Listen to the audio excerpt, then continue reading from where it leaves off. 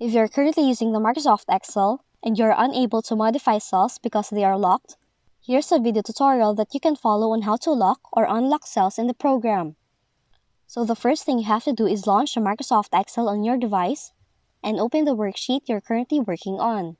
Then, select the cells you wish to modify, choose the Home tab, and in the Cells area, select Format, then click on Format Cells.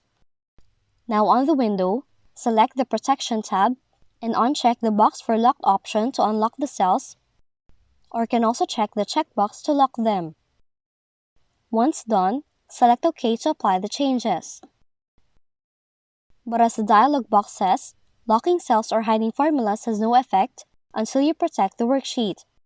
So you can protect your worksheet by going to the Review tab, then select the Protect Worksheet option. But basically, that's how you can lock or unlock cells in the Microsoft Excel.